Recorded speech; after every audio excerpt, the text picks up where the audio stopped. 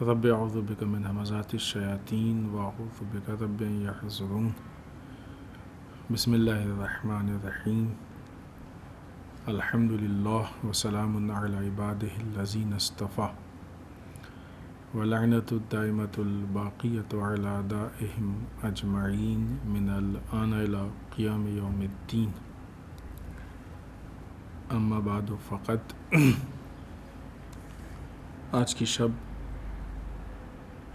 ولادت باسعادت سبت اکبر جوانان جنت کے سردار امام حسن ابن علی المجتبی علیہم الصلاۃ والسلام کی ولادت باسعادت کی شب، اس عظیم اور مسرت موقع پہ ہم آپ سب کی خدمت میں تبریک و تہنیت عرض کرتے ہیں، اور ہم سب کی طرف سے تمام علماء، مراجع، ولی فقیہ، بالخصوص وقت کے امام کی خدمت میں تبریک اور تہنیت عرض کرتے ہیں۔ سب سے پہلے خود امام کے بیسک حالات کے سلسلے میں جو بیسک انفارمیشن ہے کچھ باتیں عرض کر دیں۔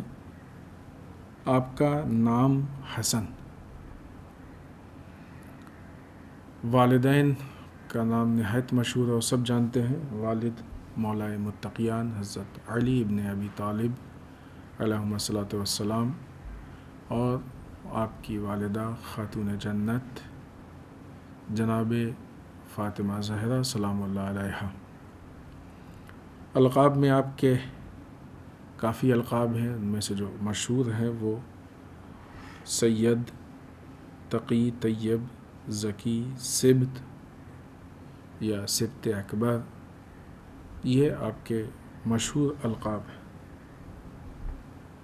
کنیت آپ کی ابو محمد، ولادت باسعادت 15 رمضان المبارک، اور آپ کی شہادت 28 صفر المظفر کو واقع ہوئی۔ آپ کی قبر مطہر مدینہ میں واقع قبرستان جنت البقیع میں ہے، کہ جس کے اوپر سے جو گنبد ہے اس کو منہدم کر دیا گیا، اور آج بھی وہ ایک مظلومیت کی جیتی جاگتی تصویر ہے۔ امام حسن مجتبی علیہ الصلاۃ والسلام کے زمانے اور سیرت کے بارے میں کچھ اہم نکات یا باتیں جو آپ کی خدمت میں عرض کرنا چاہتے ہیں۔ امام حسن علیہ السلام نے اپنے زمانے میں نہایت مظلومیت کی زندگی گزاری ہے۔ ہم لوگوں کی نگاہ میں مظلومیت وہ ہوتی ہے کہ جب تیر مارا جائے، تلوار ماری جائے، بھوک و پیاس ہو، ہے وہ بھی مظلومیت ہے، اس میں کوئی شک نہیں، لیکن اس کے علاوہ بھی مظلومیت ہے۔ اگر مظلومیت کو ہم لوگ دیکھیں تو ایک تو یہ مظلومیت کہ آپ کو تبلیغ سے روکا گیا، آپ کے مشن میں بہت زیادہ رکاوٹیں پیدا کی گئیں مقاصد کو۔ دوسری مظلومیت یہ کہ آپ کو اپنے عہدے اور مقام سے روکا گیا، کہ جو مسلسل مظلومیت تھی۔ تیسری چیز یہ کہ جو زندگی کے ہدف کو لوگوں کے سامنے پیش کرنا چاہتے تھے، اور لوگوں کو جس راستے اور جہت پہ لے کے جانا چاہتے تھے، اس چیز کے لیے لوگ رکاوٹ بنے۔ تو اس طریقے سے اس ٹائپ کی جو مظلومیت ہے وہ بہت زیادہ ہے۔ یہ وہ مظلومیت ہے کہ جو نظام، سسٹم، اہداف، اغراض و مقاصد ان چیزوں سے متعلق ہے۔ وہ مظلومیت جو ہم کو بہت آسانی سے سمجھ میں آ جاتی ہے، اس کا تعلق اکثر انسان کے جسم سے ہوتا ہے، لیکن اس کا مطلب یہ نہیں کہ ہم اس مظلومیت کو سمجھنے کی کوشش نہ کریں۔ امام حسن علیہ السلام کا زمانہ اگر آپ دیکھیں تو واقعی عجیب زمانہ تھا۔ مولا متقیان حضرت علی بن ابی طالب علیہ السلام 3 بڑی جنگیں مسلمانوں سے لڑ کے اور پھر اس کے بعد انہی کے نتیجے میں ایک خارجی کے ہاتھ شہید کیے گئے تھے، اور اس حالت میں جو خلافت تھی، جو بھی عہدہ تھا منصب امامت کے علاوہ، وہ امام علی علیہ السلام سے امام حسن علیہ السلام تک منتقل ہوا ہے۔ خوب منصب امامت کے لیے کچھ کہنے کی ضرورت نہیں، وہ یقینی اور حتمی ہے کہ مولا کائنات، اس کے بعد امام حسن علیہ السلام، پھر امام حسین علیہ السلام، پھر وغیرہ وغیرہ، وہ آج ہمارے وقت کے امام زمانہ عجل اللہ تعالیٰ فرجہ الشریف تک منتقل ہوا ہے یا یہاں تک آیا ہے۔ ہم ابھی فی الحال اس عہدے کی بات کر رہے ہیں، اور اسی لیے برادران اہل سنت جب خلفائے راشدین کے عنوان سے گفتگو کرتے ہیں تو 5 خلفائے راشدین گنتے ہیں۔ بعض برادران اہل سنت کہتے ہیں خلفائے راشدین 5 ہیں، پھر وہ 3 پہلے، پھر چوتھے مولا کائنات، اور 5ویں امام حسن علیہ السلام کا ذکر کرتے ہیں۔ یہ چیزیں برادران اہل سنت کے مذہب میں، دین میں یا بعض کتابوں میں موجود ہیں کہ خلفائے راشدین 5 ہیں، کیونکہ مولا کائنات کے بعد امام حسن علیہ السلام کی جو مختصر سی حکومت تھی اس کو اس میں شامل کیا گیا ہے۔ ابھی وہ خود اس کے اوپر جو دلائل ہیں اور رسول اللہ صلی اللہ علیہ وسلم کی حدیث ہے، ایک الگ وہ موضوع ہے، ابھی ہم کو اس موضوع پہ گفتگو نہیں کرنی ہے۔ سوال اس بات کا کہ جب مولا کائنات نے حکومت کی اور حکومت کے بعد امام حسن علیہ السلام کے ہاتھ میں حکومت آئی، اور رسول نے اپنی پوری زندگی مولا کائنات کے فضائل کو بیان کیا، امام حسن مجتبیٰ علیہ السلام یا امام حسین علیہ السلام کی عظمت کو بیان کیا، اس کے باوجود بھی لوگوں نے ان کے ساتھ وفاداری نہیں کی۔ کیوں نہیں کی؟ یہ ایک بہت بڑا سوال ہے کہ جس کا جواب ہمارے ذہنوں کی تشویش کو بھی ختم کرے گا، اور شاید آج کے زمانے کے ہمارے بہت زیادہ مسائل حل ہو سکتے ہوں کہ وہ کون سا ریزن تھا کہ جس کی وجہ سے یہ لوگ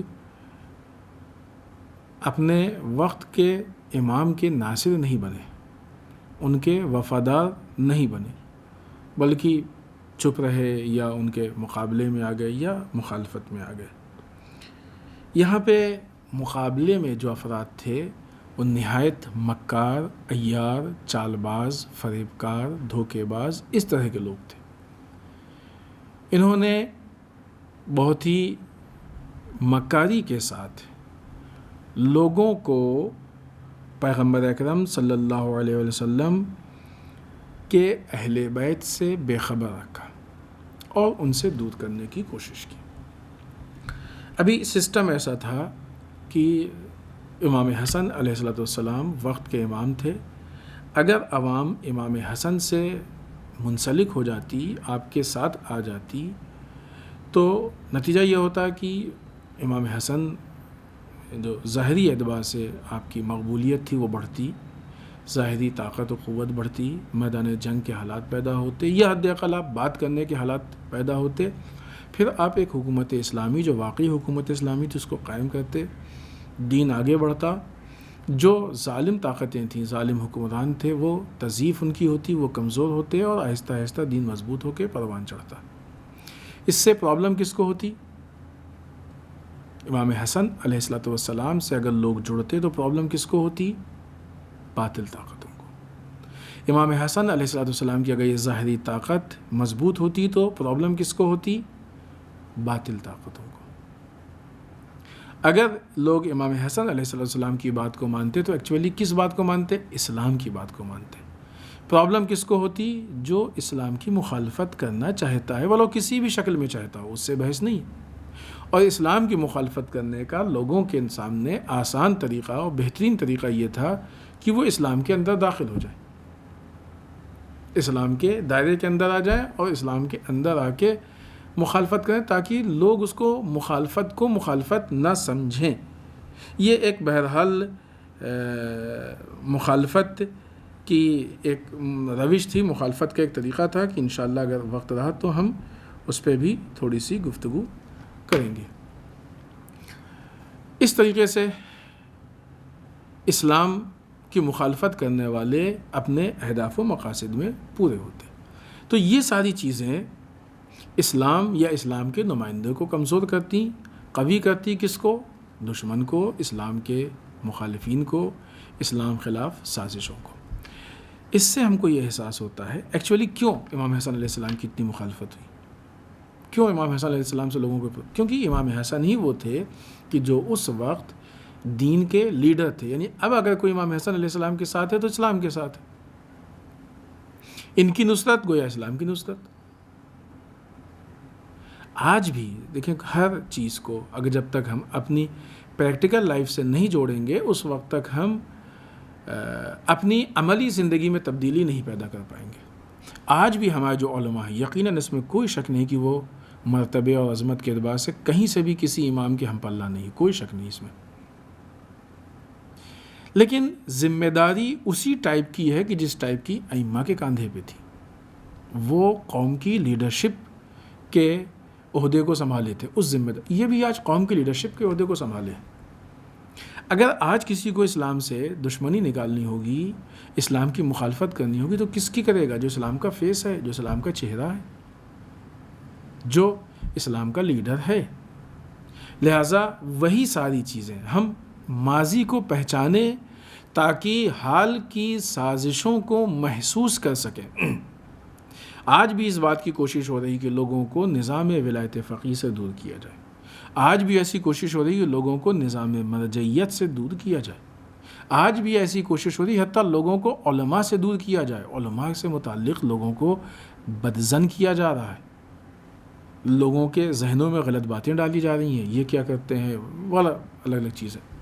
اور ٹھیک ہے اگر کسی کے ذہن میں سوال ہے تو وہ بیٹھے اور آ کے بات کرے علماء سے، وہ علماء سے بات کرے، بیٹھے مسئلے کو حل کرے، ڈسکس کرے کہ بھائی ایسا ہونا چاہیے، ایسا ہو سکتا ہے کہ اس کے ذہن میں جو اشکال سوال ہے وہی غلط ہو، لیکن بات نہ کرنا اور لوگوں کے ذہن میں اس اشکال کو پیدا کرنا یہ مسئلے کا حل نہیں ہے، بلکہ یہ فساد پھیلانا ہے، جو چیز کہیں نہ کسی نہ کسی اعتبار سے دین کے لیے نقصان دہ ثابت ہوتی ہے۔ تو اس وقت یہ سازش کی گئی کہ لوگوں کو اہل بیت سے بے خبر رکھا گیا تاکہ لوگ اہل بیت سے دور ہوں، جب اہل بیت سے دور ہوں گے تو حقیقی اسلام سے دور ہوں گے۔ خوب آج بھی ویسے ہی کیا جاتا ہے۔ دور ہونا کس معنی میں؟ اگر لوگ نزدیک ہو کے اہل بیت سے اور خالی مثلاً جو بیٹھے واہ واہی کی اور خدا نخواستہ نعوذ باللہ استغفر اللہ کھایا پیا اٹھ گیا، خوب ائمہ کی بزم ایسی نہیں ہوتی تھی، ممکن بھی نہیں۔ بالفرض اگر ایسا ہوتا تو کسی کو کوئی پرابلم نہیں ہوتی، خوب گئے بیٹھے اٹھے چلے آئے، حالانکہ صرف ساتھ میں بیٹھ جانا خود ایک طاقت ہے، اس سے بھی لوگوں کو پرابلم ہوتی، لیکن وہ پرابلم نہیں ہوتی کہ جو ائمہ کی حکمت عملی سے ہوتی تھی۔ وہ کیا تھی؟ جب لوگ ائمہ کے پاس جا کے بیٹھتے تھے، یعنی امام حسن علیہ السلام کے پاس جا کے بیٹھیں گے تو امام حسن علیہ السلام ان کو دین بتائیں گے۔ دین کیا؟ دین میں جہاں ایک طرف نماز ہے، روزہ ہے، اخلاق ہے، یہ ساری چیزیں ہیں، وہیں پہ دین میں دوسری طرف سے اگر آپ دیکھیں تو حق کی حمایت ہے، باطل کی مخالفت ہے، حق گوئی ہے، انسان کے بہت ساری چیزیں ہیں کہ جو ایسی ہیں کہ جو باطل طاقتوں کو کمزور کریں اور حق کو قوی کریں تاکہ نظام عدل، نظام انصاف آ کے لوگوں کے سامنے آشکار ہو اور رائج ہو سکے۔ تو اس اعتبار سے یہ جو دین کی باتیں ہوتی یہ خود بخود جو ہے پھر وہ تضعیف کا باعث بن جاتی کہ باطل طاقتیں ضعیف ہو جاتی۔ لہٰذا اب یہاں پہ باطل طاقتوں نے کوشش کی کہ ان لوگوں سے بے خبر، آج بھی ایسا ہی ہو رہا ہے۔ یہ کیسی کوشش ہوتی ہے؟ پہلے تو یہ کہ لوگوں کو معلوم ہی نہ ہو کہ یہ کون ہے، کیسے ہیں، کیا ہے۔ اگر لوگوں کو معلوم ہوتا ہے یا جن لوگوں کو معلوم ہوتا ہے ان کے سامنے ان کا اتنا یا ایسا نگیٹو پروپیگنڈا کرو کہ لوگ ان تک پہنچنے نہ پائے بلکہ ان سے بدظن ہو کے دور ہو جائیں۔ خوب آج بھی ایسے ہی ہو رہا ہے، جو علماء حق بیانی کر رہے ہیں ان کے خلاف اتنا نگیٹو پروپیگنڈا ہو رہا ہے کہ لوگ دور۔ یہ بعض اوقات دیکھتے ہیں کہ ان کا بھی مزاج میڈیا والا ہو جاتا ہے، یہ میڈیا والے جو جھوٹ بولتے ہیں اور اتنا جھوٹ بولتے ہیں کہ لوگ اس کو سچ سمجھنے لگتے ہیں۔ یہ بعض اوقات ان کا میڈیا والا مزاج ہو جاتا ہے، ایک ہی چیز کو لے کے 10 لوگ جو ہے وہ جھوٹ بولتے ہیں، اتنا جھوٹ بولتے ہیں بعض اوقات، حالانکہ انسان جب بولتا ہے تو پہچانا جاتا ہے۔ جب لوگ کسی کے خلاف پروپیگنڈا کرتے ہیں، بعض اوقات بعض پروپیگنڈے کو دیکھ کے بڑا تعجب ہوا کہ عجیب لوگ ہیں، یہ کتنے احمق لوگ ہیں کہ ٹھیک ہے وہ لوگ کی جن کے مادی منافع متعلق تھے اس سے، ان معاملات سے، اور پھر ان کو نقصان ہوا وہ بولے تو ٹھیک ہے، مثلا اب ایک کم سے کم مادی ہوا ہے۔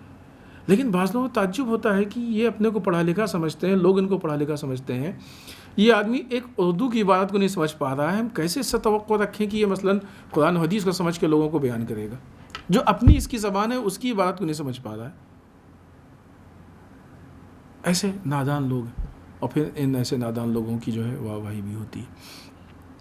تو یہ پروپیگنڈا جو ہے وہ علماء سے، اور پھر آگے بڑھتے بڑھتے حزب مراتب، نظام مرجعیت سے، نظام ولایت فقیہ سے دور کرتا ہے، تاکہ یہ لوگ صحیح راستے تک نہ پہنچے، حق قوی نہ ہو، باطل کی تضعیف نہ ہونے پائے۔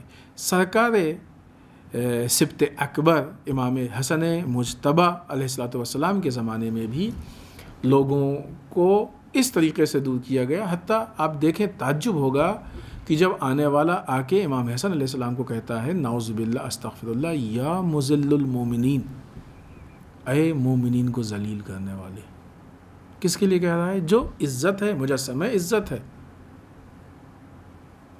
صریحی نص موجود ہے کہ امام حسن یا ائمہ اطہار خود عزت ہیں، باعث عزت ہیں، وہ کیسے ان کے لیے یہ آدمی، اس کا مطلب کہ یہ ایک جملہ کہہ کے اس نے یہ کلیئر کر دیا کہ کتنی ساری چیزوں سے وہ جاہل ہے، کتنی ساری چیزوں سے وہ نابلد ہے، کتنی ساری چیزیں ہیں کہ جو اصلاً اس نے محسوس نہیں کیا، وہ جانتے ہی نہیں ہیں، کتنی ساری چیزیں ہیں کہ جس سے وہ بے خبر ہے۔ تو تعجب ہوتا ہے۔ تو ظاہر سی بات، جب ائمہ کے زمانے میں ایسے افراد تھے کہ جن کے یہاں یہ حالت نہیں تھی، اس طرح کی معرفت نہیں تھی، تو آج تو بہرحال زمانہ غیبت ہے، ایسے افراد اگر ہیں تو کوئی بہت تعجب کی چیز نہیں ہے۔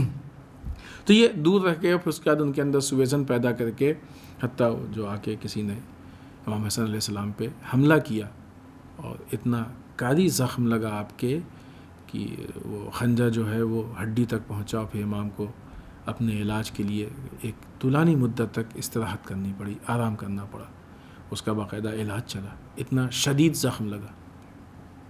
یہ ساری چیزیں کس بنیاد پہ؟ یہ اسی لیے کہ لوگوں کو امام سے دور کرو، کیونکہ جب تک امت اور امام میں رابطہ نہیں ہوگا اس وقت تک امت کی امام ہدایت نہیں کر پائے گا۔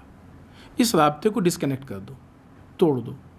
لہٰذا اہل بیت پیغمبر علیہ الصلوۃ والسلام سے لوگوں کو دور رکھا گیا، بے خبر رکھا گیا، تاکہ لوگ پہنچے نہیں۔ اور شام کے بھی یہی حالات تھے کہ جب یہ قافلہ وہاں پہنچا ہے تو شام والوں کو اہل بیت کے بارے میں بیسک چیزیں نہیں معلوم تھی، بنیادی چیزیں۔ اسی لیے امام سجاد علیہ السلام نے کہا کہ یہ تیرے جد کا نام ہے کہ میرے جد کا نام ہے۔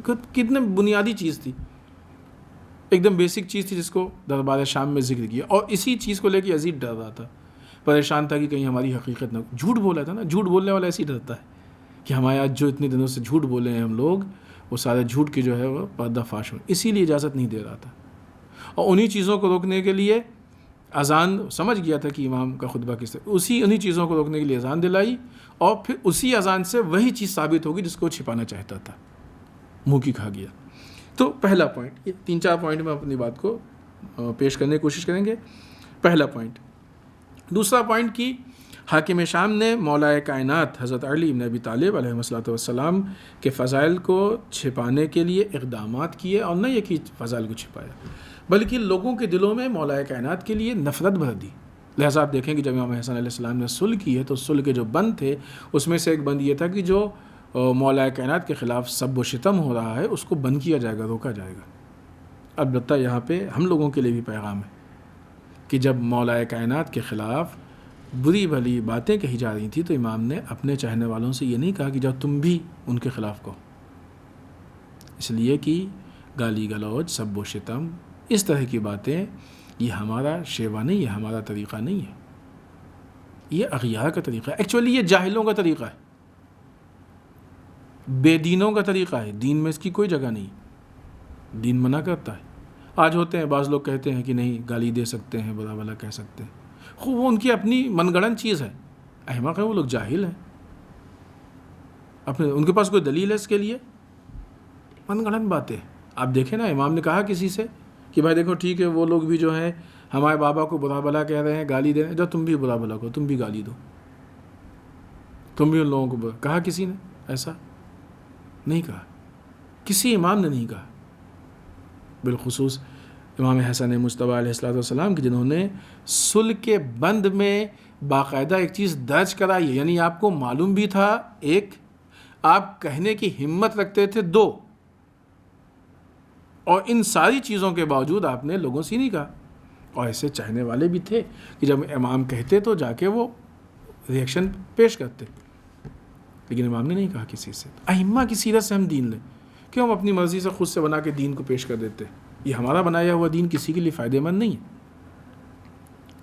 لہذا فضائل کو چھپانے کی کوشش کی گئی اور اس کے لیے اقدامات کیے گئے تاکہ فضائل چھپیں۔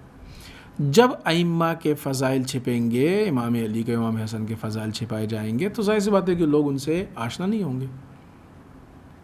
تو ایک طرف سے فضائل کو چھپایا، دوسری طرف سے برا بھلا کہا، تیسری طرف سے الگ سے سازش، یہ وہ، تو ان ساری چیزوں کے ملنے کے بعد جو حالات پیش آئے، وہ حالات ایسے آئے کہ لوگوں کے دلوں میں ائمہ کی طرف سے نفرت پیش آئی۔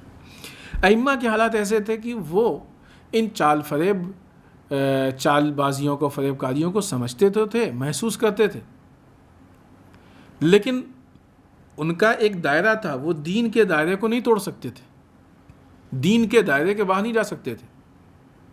نعوذ باللہ، جیسے ہم نے کہا، انہوں نے نہیں کہا کسی سے چاہو تم گالی دو، امام تھوڑی کسی سے کہہ سکتے ہیں جاؤ تم گالی دو، گالی دین میں نہیں ہے، گالی شریفوں کا کام نہیں ہے، گالی شریف لوگ کبھی گالی نہیں دیتے۔ شریفوں کا ایک معیار ہوتا ہے، ایک لمٹ ہوتی ہے، اس میں ہوتا یہ ہے کہ جب دو لوگوں میں جھگڑا ہوتا ہے، اگر اس میں سے ایک پست ہو اور دوسرا تھوڑا سا صاحب عزت ہو، تو یہ صاحب عزت ڈرتا ہے۔ کیوں ڈرتا ہے؟ کہ جو پست ہے اس کے پاس کھونے کو کچھ نہیں ہے، اس کو گالی بھی دو گے تو کچھ اثر نہیں پڑنے والا، یہ گالی بکے گا بھی تو کوئی اس پہ اثر نہیں پڑنے والا، پولیس اور دروغہ تب بھی اس کو کوئی سب کچھ۔ لیکن یہ جو نسبتاً شریف ہے، یہ گالی سننے سے بھی ڈرتا ہے، گالی دینے سے بھی ڈرتا ہے، کیونکہ اس کے پاس کھونے کو بہت کچھ ہے۔ امام حسن علیہ السلام کا جن لوگوں سے مقابلہ تھا، شریف لوگ نہیں تھے، ان کے پاس کھونے کو کچھ نہیں تھا، لیکن امام کے پاس بہت کچھ تھا کھونے کو۔ امام کے پاس ایک دائرہ تھا، وہ گالی دے بھی سکتے تھے، سن بھی سکتے تھے۔ امام نعوذ باللہ استغفر اللہ نہ دے سکتے تھے اور سننا بھی توہین محسوس کرتے تھے، لیکن امام نے، اسی لیے امام نے کسی سے، اپنے چاہنے والوں سے بھی نہیں کہا۔ امام نہیں پسند کرتے کہ ان کا چاہنے والا جا کے گالی دے، برا بھلا کہے، غلط کرے۔ لہٰذا وہ جو فضائل کو چھپانے کی کوشش کی گئی ہے تاکہ لوگ جو ہے، چونکہ فضائل معلوم ہوں گے تو ایک اٹریکشن پیدا ہوگا، جاذبیت پیدا ہوگی، لوگ جذب ہوں گے، نزدیک جائیں گے۔ پھر وہ فضائل سے مراد، ابھی یہاں پہ بات تھوڑی سی وضاحت اس کی کر دیں، بہرحال بڑھتی جا رہی ہے۔ فضائل ہم لوگ جو سمجھتے ہیں خوب وہ بھی اٹریکشن کے لیے باعث تھے اور حتماً لوگ بڑھتے، اور اس میں کوئی شک نہیں کہ وہ فضائل نہیں ہے، لیکن وہ فضائل کا ایک حصہ ہے جو پوری طریقے سے مفید نہیں ہے۔ ہمارے یہاں فضائل جو سمجھا جاتا ہے کہ وہ، کہ جب ذاکر ممبر پہ اور مخصوص انداز میں آ کے، اور امام نے تو در خیبر کو کھاڑا، یہ کیا وہ کیا، اس طرح کی چیزیں جس کو سن کے لوگوں کے اندر ایک ہیجان پیدا ہو اور پھر واہ واہی اور نعرے، ٹھیک ہے، اس سے کوئی انکار نہیں کہ یہ فضائل نہیں ہے، ہی ہے فضائل، اس میں کوئی شک نہیں، لیکن صرف یہی فضائل نہیں ہے۔ امام نماز کے پابند تھے، یہ بھی امام کے فضائل میں سے ہے۔ نماز شب کے پابند تھے، یہ بھی فضائل میں سے ہے۔ آپ کی نماز میں بہترین کوالٹی تھی، یہ بھی فضائل میں سے ہے۔ آپ کے یہاں بہترین تقویٰ پایا جاتا تھا، یہ بھی فضائل میں سے ہے۔ آپ کے یہاں بہترین فن پولیٹکس پایا جاتا تھا، یہ بھی آپ کے فضائل میں سے ہے۔ آپ کے یہاں بہترین فنون جنگ پائے جاتے تھے، یہ بھی آپ کے فضائل میں سے ہے۔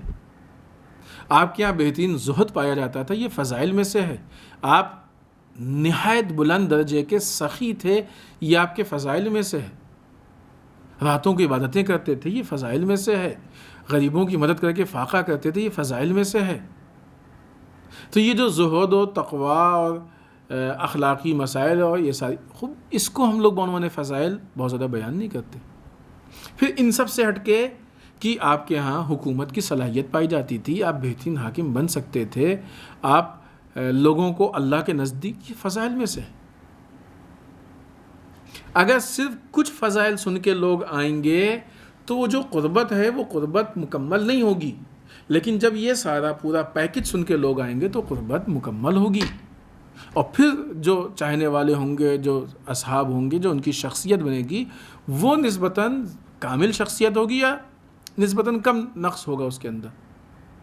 تو یہ بہرحال ہماری بھی کوتاہی ہے کہ ہم لوگ جب فضائل بیان کرتے ہیں تو پورے فضائل بیان نہیں کرتے ہیں۔ اب وہ اس کی جو وجہ ہو، جو علت ہو، وہ ایک الگ مسئلہ ہے، لیکن بہرحال کوئی وجہ تو ہے کہ بغیر وجہ کے ہم آدھے فضائل کو کیوں بند کریں گے؟ کچھ تو ریزن ہے جس کی وجہ سے ہم نہیں بیان کر رہے ہیں۔ اب چاہے وہ لوگوں کا ہیجان ہو، چاہے وہ لوگوں کی واہ واہی ہو، چاہے جو چیز ہو، لیکن کچھ ہے کہ جس کی وجہ سے یہ مشکل ہے کہ جو معاشرے کے سامنے ہے، جس کی وجہ سے ائمہ کے پورے فضائل نہیں آ رہے۔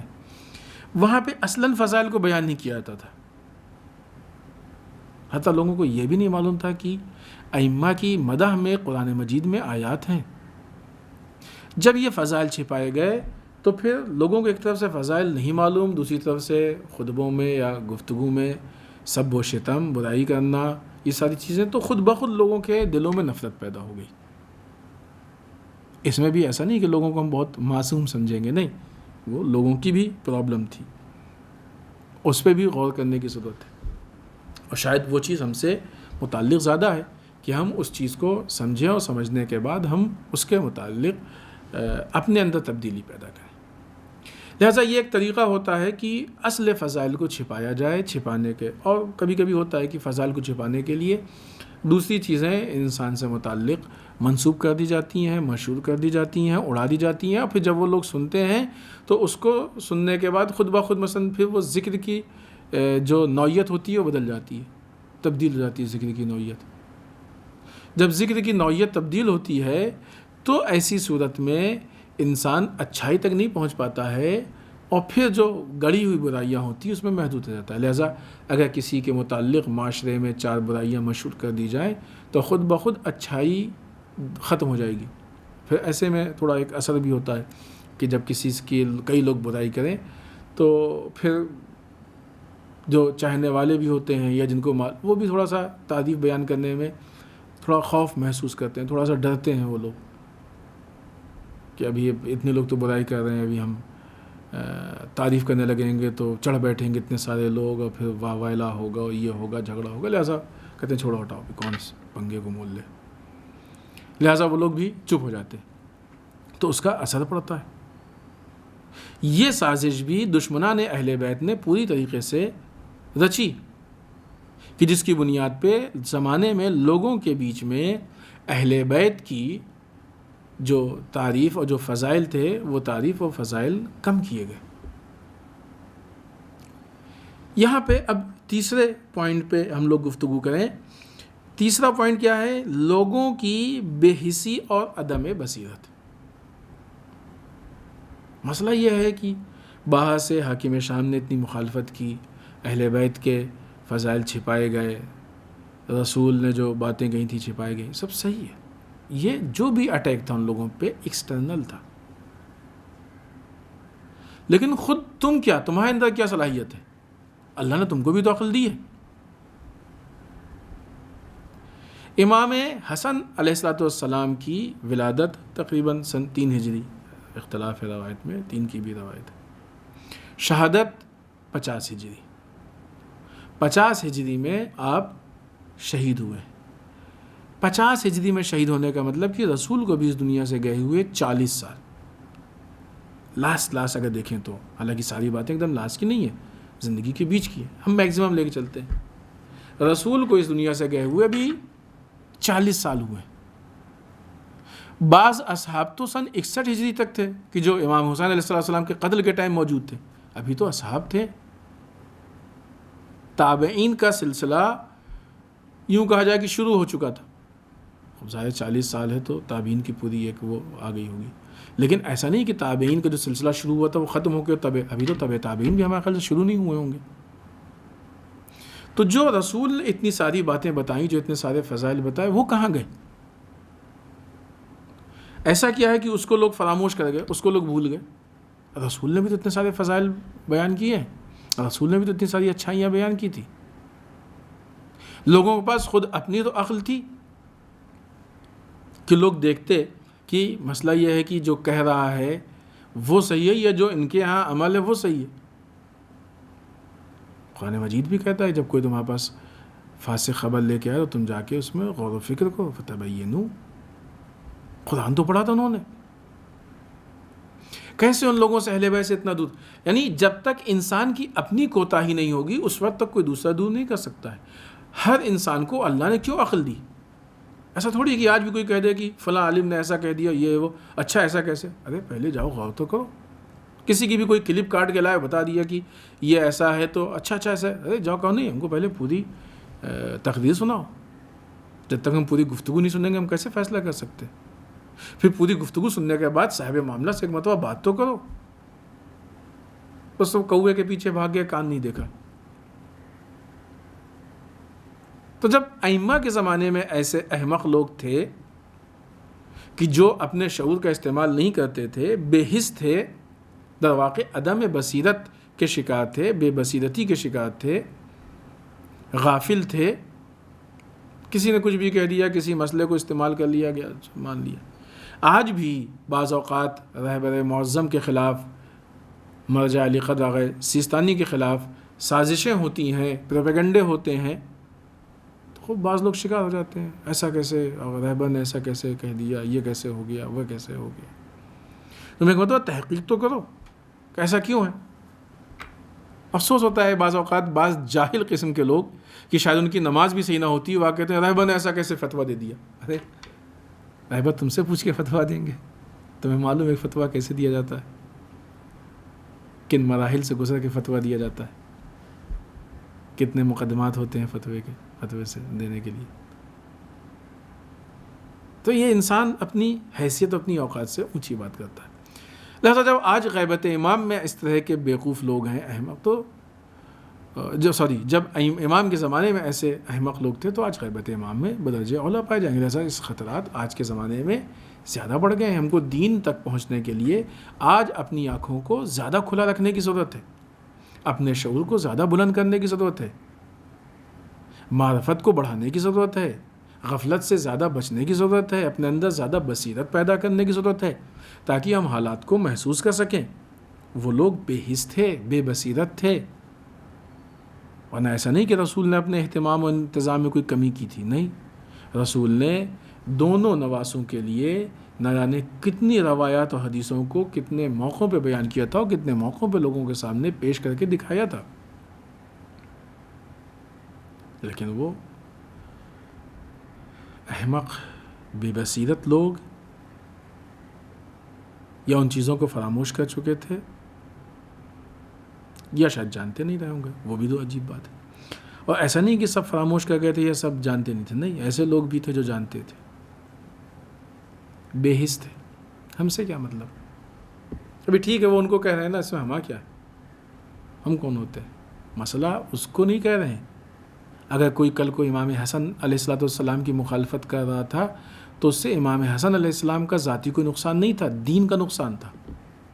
آج بھی اگر دین کی بنیاد پہ مرجعیت و نظام ولایت فقیہ یا کسی عالم کی اگر مخالفت ہوتی ہے تو اس سے دین پہ اثر پڑتا ہے، دین کے پیغام پہنچنے میں رکاوٹ پیدا ہوتی ہے، دین کے پیغام، دین کے میسج لوگوں تک نہیں پہنچ پاتے ہیں. تو تیسرا پوائنٹ جو تھا اس وقت کی جس کی وجہ سے یہ سارے مسائل و مشکلات پیدا ہوئے، بالخصوص وہ حالات کی جو میدان جنگ میں جا کے امام حسن علیہ السلام کے کئی سردار رشوت پہ بک گئے.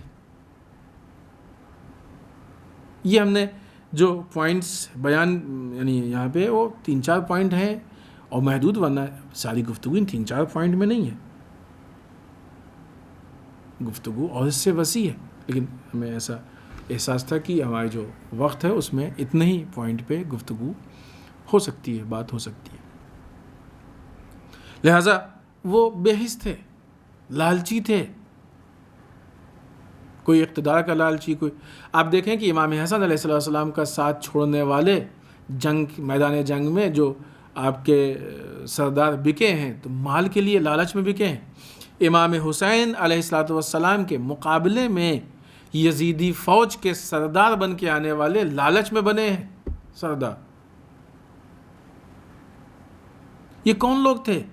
ظاہری اعتبار سے لوگ یہ سمجھتے تھے کہ ان کا مذہبی بیک گراؤنڈ مضبوط ہے، اسٹرانگ ہے، لیکن نہیں تھا۔ اگر مضبوط ہوتا تو ایسا نہیں کرتے، چند سکوں میں نہیں بکتے۔ آج بھی کتنے لوگ ہیں کہ جو اتنا تو ہمارا شعور بھی ہم کو بتاتا ہے کہ جو لوگ ذرا سی شہرت یا چند سکوں کے لیے کسی کے آگے سر جھکا لے، اس سے ہم کیوں امید رکھتے ہیں کہ وہ حق بیانی سے کام لے گا، وہ حق بولے گا؟ اگر اس کے اندر اتنا دین کا درد ہوتا تو جا کے ایسی ویسی جگہ پہ سر نہیں جھکاتا۔ وہ اس کا سر جھکانا اس بات کی دلیل ہے کہ وہ بے دین ہے، بے ایمان ہے، پھر ہم اس توقع رکھتے ہیں اس سے۔ ہم آج ان لوگوں سے حق کی توقع رکھتے ہیں کہ جو اپنی اولاد کو پالنے کے لیے دین کو قربان اور دین کے اداروں کو قربان، ہم ان سے توقع رکھتے ہیں کہ یار حق کی بات کریں گے۔ کیوں؟ اس لیے کہ ان کے نام کے آگے بڑے بڑے القاب لگے ہوئے ہوتے ہیں۔ کیوں ان سے حق کی توقع رکھتے ہیں؟ یہ بے بصیرتی ہے ہماری، ہمارے اندر بصیرت ہونی چاہیے۔ بے بصیرتی کی بنیاد پہ ہم شخصیت پرستی کے شکار ہوتے ہیں۔ ہم افراد کو ان کے کردار، ان کی باتیں، ان کے مزاج، ان کے افکار، ان کے شعور سے پہچاننا چاہیے، نہ یہ کہ ان کے نام کے آگے لگے ہوئے القاب سے پہچاننا چاہیے، نہ یہ کہ کتنے لوگ ان کو فالو کر رہے ہیں اس سے پہچاننا چاہیے۔ اگر ہمارا یہی مزاج ہے کہ ہم نام کے آگے لگے ہوئے القاب کی بنیاد پہ لوگوں کو بڑا یا چھوٹا سمجھیں، یا کتنے لوگ ان کو فالو کرتے ہیں، فین فالوئنگ کتنی ہے، اس حساب سے، تو اگر ہم امام علی علیہ السلام کے زمانے میں ہوتے تو ہم تو خود امام علی کے دشمن ہوتے، کیونکہ امام علی کو تو لوگ سلام نہیں کرتے تھے، سلام کریں امام علی تو لوگ جواب نہیں دیتے تھے۔ تو کیسے ہم لوگ امام علی کے سپورٹ کرتے؟ امام حسن علیہ السلام کیسے سپورٹ کرتے؟ اکثریت تو مخالفت میں تھی۔ یہ ہمارے اندر شعور پیدا، یہ ائمہ کے زمانے کے حالات اگر تحلیلی اعتبار سے انالائز کر کے ہمارے سامنے پیش کیے جائیں گے تو ہمارے اندر وہ شعور پیدا ہوگا کہ جس کی بنیاد پہ ہم حق و باطل کے فرق کو آسانی سے محسوس کر سکتے ہیں۔ بہت آسان ہے حق و باطل کے فرق کو محسوس کرنا، اتنا مشکل کام نہیں ہے۔ لہٰذا وہ بھی بے حس تھے، لالچی تھے، بے بصیرت تھے۔ آج کے بھی ایسی حالات ہیں، افراد بے حس ہیں، لالچی ہیں، بے بصیرت ہیں، کسی بھی لالچ میں کچھ بھی بدل دیتے ہیں، اور پھر اس کے جواز کے بھی جو ہے وہ طریقے ڈھونڈتے ہیں، پھر اس کے جواز میں بھی اسلام کو استعمال کرتے ہیں۔ تو یہی تو کام کیا ہے حکمرانوں نے، غلط کیا، اب اس کو اس کے جائز کرنے کے لیے جو زر خرید علماء ہوتے تھے وہ آ کے راستے نکالتے تھے۔ لہٰذا تیسرا پوائنٹ یہ کہ لوگوں کی بے حسی اور بے بصیرتی، عدم بصیرت، یہ آج کی بہت بڑی پرابلم ہے۔ دیکھیں اس ٹائم جو ائمہ کے زمانے میں مشکل جو پیش آتی تھی، مشکل یہ نہیں تھی کہ کوئی آدمی آ کے یہ کہے کہ ہم دشمن اسلام ہیں اور وہ دشمنی کرے اور لوگ اس کے شکار ہو جائیں، نہیں، ایسی مشکل نہیں تھی۔ مشکل کیا تھی؟ جو دشمن اسلام ہوتا تھا وہ آ کے کہتا تھا کہ ہم اسلام کے ہمدرد ہیں، اور پھر وہ دشمنی نکالتے تھے، اور یہ احمق و بے بصیرت لوگ اس کو ہمدرد سمجھ کے اس کا سپورٹ کرتے تھے۔ مشکل یہ تھی۔ ان لوگوں سے ہے پرابلم جو اپنے کو اسلام کا دشمن کہتے ہیں، ان سے بچنے کی ہم کو کوشش کرنی چاہیے، اس وقت بھی تھے اور آج بھی ہیں، لیکن کلیئر ہے نا کہ فلاں فلاں فلاں اسلام کے دشمن ہیں، اس میں بہت زیادہ ہم کو محنت کرنے کی ضرورت نہیں ہے۔ محنت کرنے کی ضرورت کیا ہے؟ جہاں پہ لوگ اسلام کی دوستی کا دم بھریں اور ایکچولی دشمنی کے لیے قدم اٹھائیں، مشکل وہاں پیدا ہوتی ہے،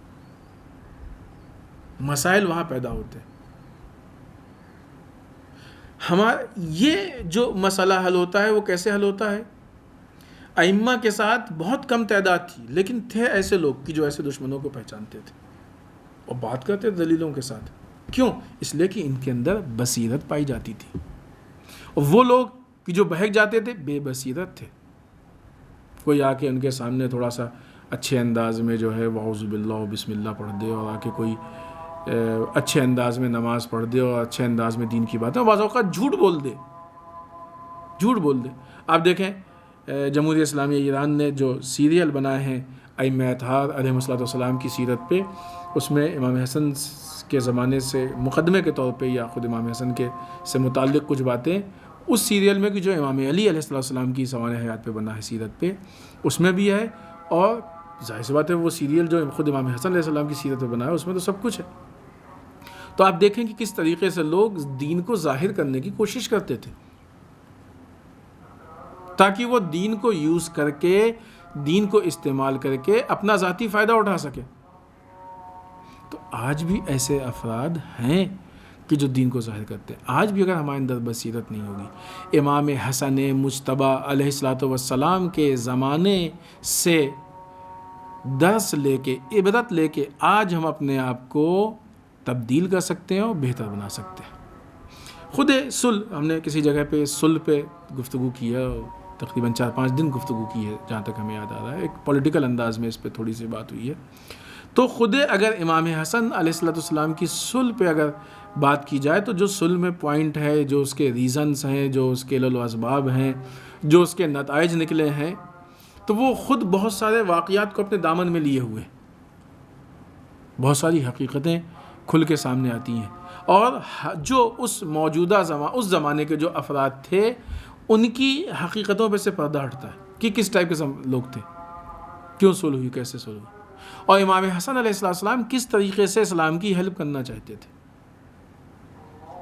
یہی وجہ ہے جو آپ کے پاس لشکر کم تھا اس لیے کہ لوگوں کو بے خبر رکھا گیا، لوگ آپ کی ہیلپ کے لیے نہیں آئے، جانتے ہی نہیں تھے، آپ کی عظمت کو نہیں پہچانتے تھے. امام علی علیہ السلام یا آپ کے فضائل کو چھپانے کے لیے جو اقدامات کیے گئے، جو اس کی تمنا تھی، اس کی بنیاد پر لوگ آپ کے پاس نہیں آئے، قربانی دینے نہیں آئے، اس لیے کہ لوگوں کے سامنے آپ کو پریزنٹ ہی نہیں کیا گیا.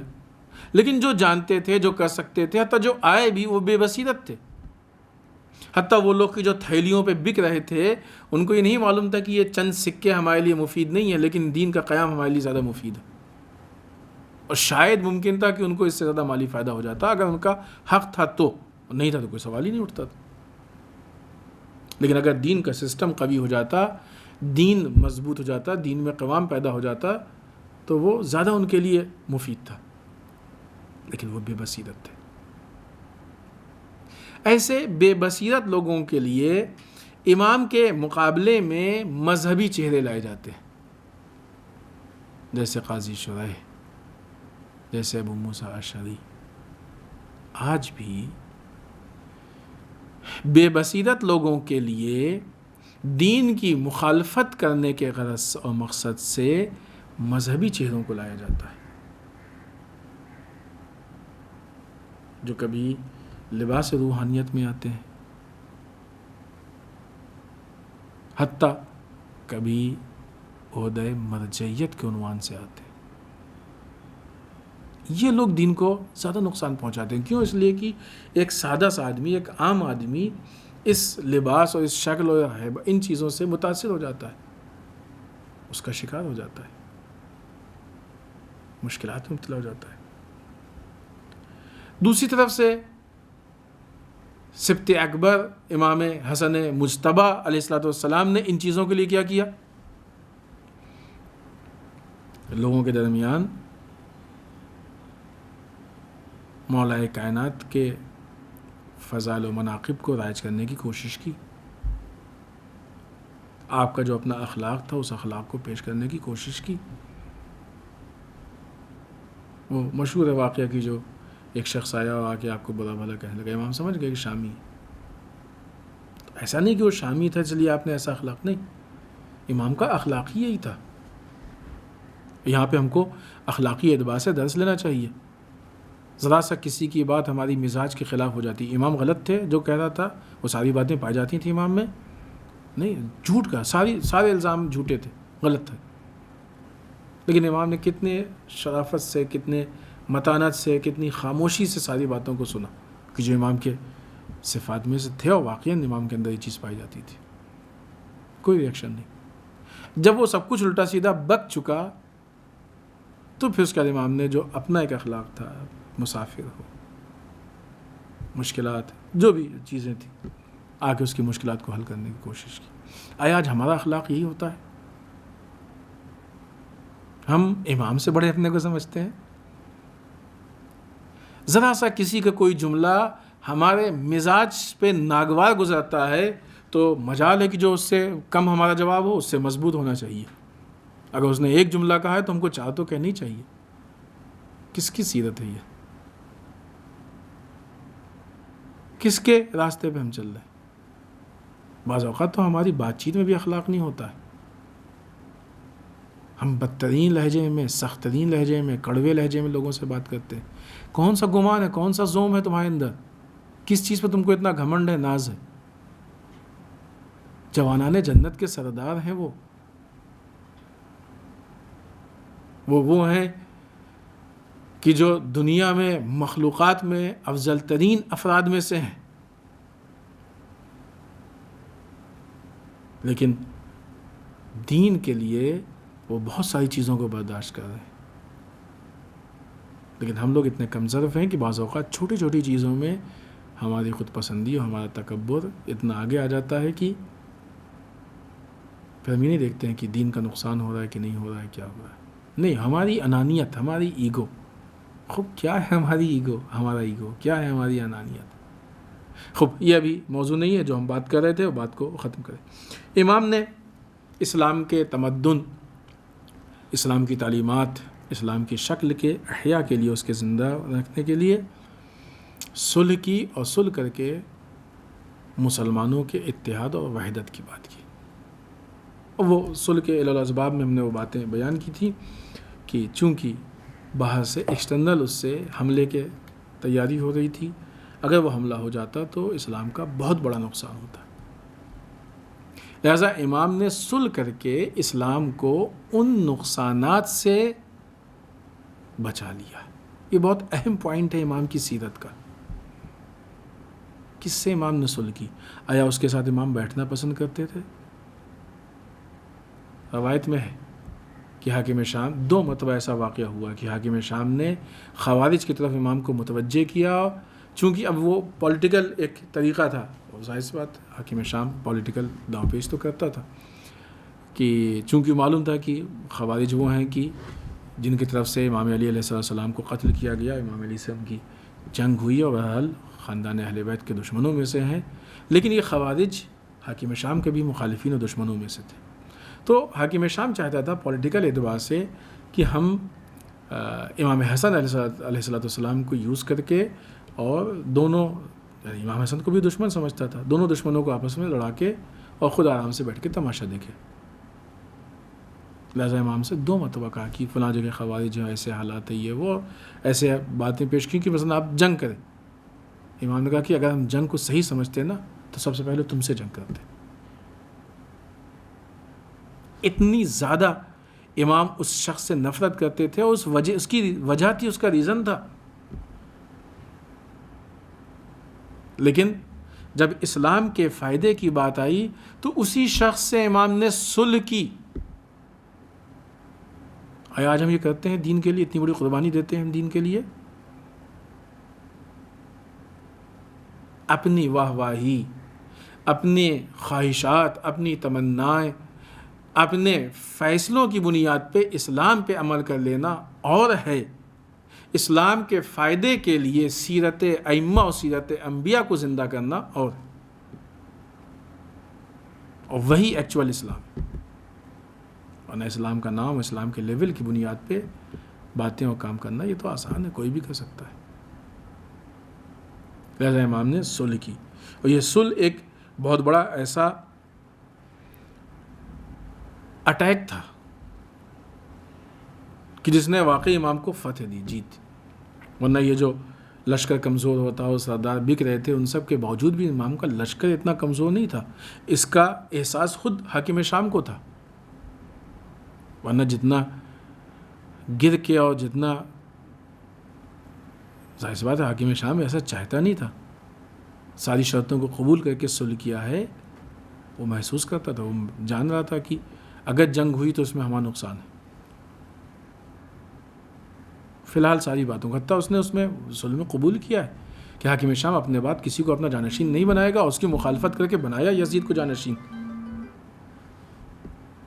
وہ اتنی آسانی سے اس کے ذہن میں تھا کہ ہم کو یہ توڑنا ہے، کیوں قبول کیا، کیوں رکھا؟ فی الحال ابھی اس مسئلے سے نکل، یہ ہوتا ہے اس طرح کے جو لوگ ہوتے ہیں کہ جو فریب کار اور چال باز قسم کے ہوتے ہیں، فی الحال ابھی اس مسئلے کو حل کر کے باہر نکلو، پھر بعد میں دیکھا جائے گا۔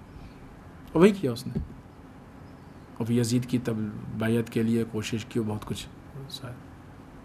اصولاً حق تو یہ تھا کہ حاکم شام کے انتقال کے بعد، اس کے فوت ہونے کے بعد، اگر امام حسن علیہ السلام زندہ ہوتے تو امام حسن کو حکومت ملنی چاہیے تھی، اگر امام حسن علیہ السلام نہیں زندہ ہوتے تو جو امام حسن علیہ السلام کا جانشین تھا یعنی امام حسین علیہ السلام، ان کو حکومت ملتی، اور اس وقت امام حسین علیہ السلام تھے، امام حسین کو حکومت ملنی چاہیے تھی، لیکن نہیں دیا اس نے، اور یہ چیز اسی وقت اس کے ذہن میں تھی۔ تو صلح ایسا نہیں کہ امام نے کمزوری کی بنیاد پہ کی، مجبوری کی بنیاد پہ کی۔ مجبوری یہ تھی کہ جو ایکسٹرنل اٹیک ہونے والا تھا وہ دین کے لیے نقصان دہ تھا، لہٰذا امام نے اس وقت صلح کر کے فی الحال اس وقت اسلام کو دوسرے بڑے خطرے سے بچا لیا۔ آیا آج ہم بھی اسلام کی بقا کے لیے ایسے کردار کو برداشت کر سکتے ہیں؟ یہ ہم خود اپنا امتحان لیں، اپنے آپ کو ٹٹول کے دیکھیں۔ آئیے بات کو جمع کر کے اپنی گفتگو کو ہم ختم کرتے ہیں۔ امام ائمہ اطہار علیہ السلام، یا بالخصوص امام حسن کے چونکہ زمانے سے متعلق بات ہو رہی تھی، لہٰذا امام حسن علیہ السلام کی مظلومیت یہ تھی، مشکلات یہ تھے حالات کے، کہ لوگوں تک آپ کے فیوز و برکات اور آپ کی تعلیمات کو نہیں پہنچنے دیا گیا۔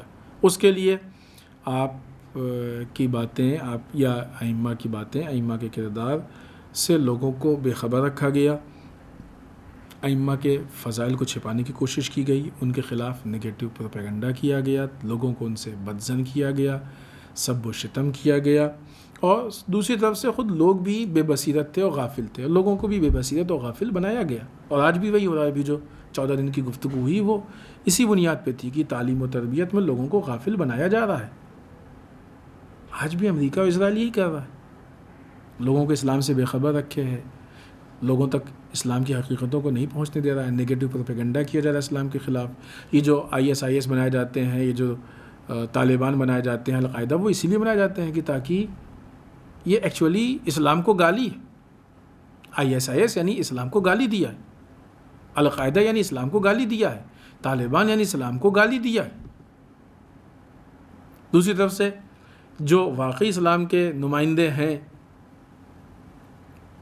ان سے لوگوں کو بے خبر رکھا گیا، کوشش کی گئی لوگ بے خبر ہیں۔ ائمہ اطہار اور موجودہ زمانے میں جو ان کے نائبین ہیں، نظام مرجعیت، نظام ولایت فقیہ، ان سے لوگوں کو بے خبر رکھا گیا۔ لیکن یہ ساری چیزیں لوگ ایکسیپٹ کر لیں، اس لیے ضروری ہے کہ لوگوں کو بھی بے بصیرت اور غافل رکھا جائے۔ اس کے لیے پورا سسٹم ہے، اس کے لیے یہی ہمارا آج کا جو ہے وہ میڈیا ہے، اس کے لیے لوگوں تک جو خبریں پہنچائی جا رہی ہیں، اس کے لیے جو مقابلے میں نگیٹو مراجع بنائے جا رہے ہیں، لوگوں کو غافل بنایا جا رہا ہے، جو ایجوکیشن کا سسٹم ہے، تاکہ عقلی اعتبار سے، شعور کے اعتبار سے لوگ اتنا پست ہو جائیں کہ ان ساری چیزوں کو ایکسیپٹ کر لیں، قبول کر لیں۔